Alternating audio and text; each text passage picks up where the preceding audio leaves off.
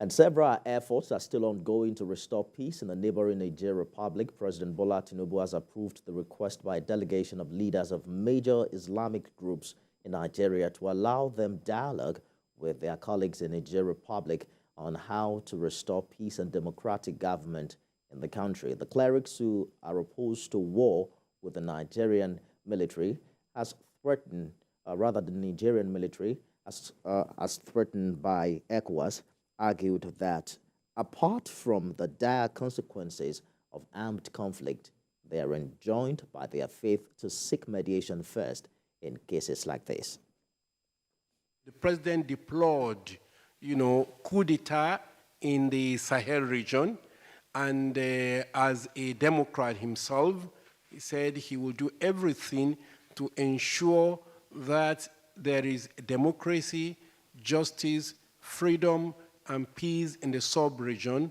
We as ulama are also committed to peace and justice. The ulama advise Mr. President that we want peace and reconciliation. Always, if there is anything happen between you and your neighbor, the Holy Quran commands you to reconcile. So we want reconciliation. That's what we are here. And our able leader and president accepted the offer that he wants us to intervene.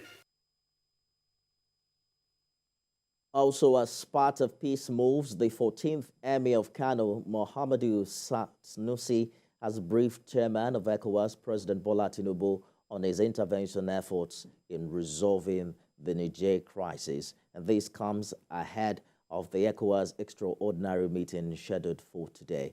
Muhammadu Sani, who visited the presidential villa following his interactions with the coup leaders in Niger, said he was warmly welcomed in a landlocked West African country. Yes, I came to brief him on the details of my discussion with the leaders of Niger. Interventions are ongoing, and we'll continue to do our best to bring the two parties together to improve understanding.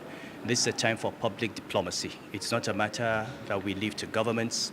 All Nigerians, all Nigerians need to be involved to find a solution that works for Africa, a solution that works for Niger, that works for Nigeria, and a solution that works for humanity.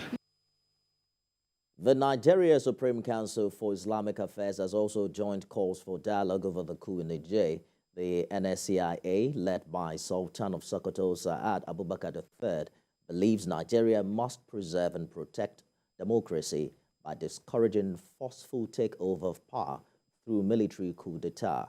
In a statement by its Deputy Secretary General, Salisu Shehu, the NSCIA emphasized the need to pursue peace by peaceful means, as any war between Nigeria and Niger would severely strain the relationship between both countries.